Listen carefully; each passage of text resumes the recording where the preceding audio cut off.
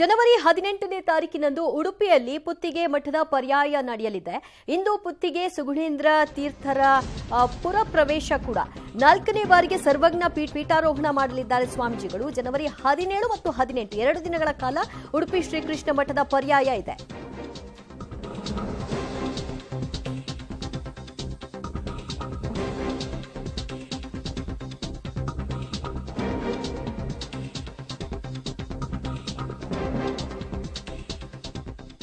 ಜನವರಿ 18ನೇ ತಾರೀಕಿನಂದು ಉಡುಪಿಯಲ್ಲಿ ಪುತ್ತಿಗೆ ಮಠದ ಪರ್ಯಾಯ ಇದೆ.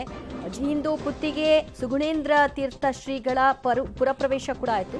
4ನೇ ಬಾರಿಗೆ ಸರ್ವಜ್ಞ ಪೀಠಾರೋಹಣ ಮಾಡಲಿರುವಂತಹ ಸ್ವಾಮೀಜಿಗಳು ಜನವರಿ 17 ಮತ್ತು 18ನೇ ತಾರೀಕಿನಂದು ಉಡುಪಿ ಶ್ರೀಕೃಷ್ಣ ಮಠದ ಪರ್ಯಾಯಕ್ಕೆ ಭಿನ್ನಮತ ಮೂಡುವ ಸಾಧ್ಯತೆ ಕೂಡ ಇದೆ. ಬಗ್ಗೆ ಮತ್ತಷ್ಟು ಮಾಹಿತಿ ಪಡೆಯೋಣ ನಮ್ಮ ಪ್ರತಿನಿಧಿ ದೀಪಕ್ ಜೈನ್ರಿಂದ. ದೀಪಕ್, ಈ ಪರ್ಯಾಯಕ್ಕೆ ಅಷ್ಟಮಠಗಳ ಆಗಮನದ ಬಗ್ಗೆ ಏನ್ ಸಿಗ್ತಾ ಇದೆ ಮಾಹಿತಿ? ದಿವ್ಯ ಜ್ಯೋತಿ, ಈ ತಿಂಗಳ 17ನೇ ತಾರೀಕಿನವರೆಗೆ ಅಷ್ಟಮಠಗಳಲ್ಲಿ ಒಂದಾದಂತಹ ಕೃಷ್ಣಾಪುರ ಸ್ವಾಮೀಜಿ ಅವರು 2 ವರ್ಷಗಳ ಶ್ರೀಕೃಷ್ಣನ ಪೂಜೆಯನ್ನ ಮುಗಿಸ್ಲಿಕ್ಕಿದ್ದಾರೆ. ಮುಂದೆ ಆ ಪರ್ಯಾಯ ಅಧಿಕಾರ ಅದು ಪುತ್ತಿಗೆ ಮಠದ ಸುಗುಣೇಂದ್ರ ತೀರ್ಥ ಸ್ವಾಮೀಜಿ ಅವರಿಗೆ ಸಲ್ತದೆ. ಅವರು 2008ರಲ್ಲಿ ಒಂದು ಉಡುಪಿಯಲ್ಲಿ ವಿವಾದ ಉಂಟಾಗಿತ್ತು.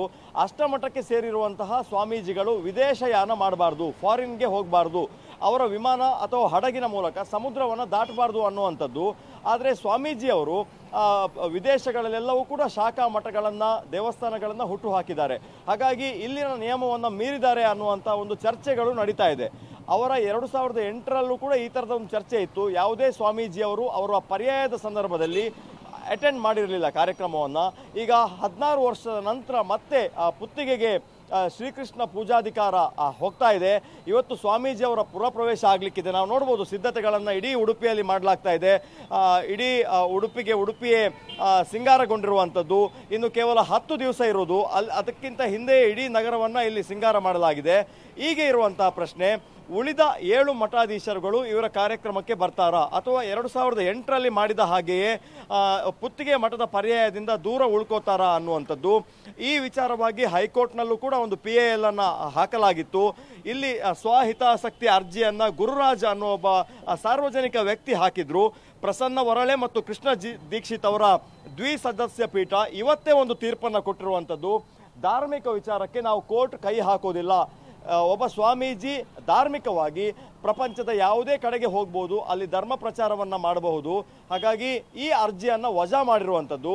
ಹಾಗಾಗಿ ಅಷ್ಟಮಠಾಧೀಶರುಗಳು ಈ ಕಾರ್ಯಕ್ರಮಗಳಿಗೆ ಬರ್ತಾರಾ ಇಲ್ಲೋ ಅನ್ನುವಂಥದ್ದು ಒಂದು ಪ್ರಶ್ನೆ. ಆದರೆ ವಿದೇಶಕ್ಕೆ ಹೋದಂತಹ ಸ್ವಾಮೀಜಿ ಪರ್ಯಾಯ ಪೀಠವನ್ನು ಏರಬಾರ್ದು, ಕೃಷ್ಣನ ಪೂಜೆ ಮಾಡಬಾರ್ದು ಅನ್ನುವಂಥ ಒಂದು ಚರ್ಚೆ ಇತ್ತು.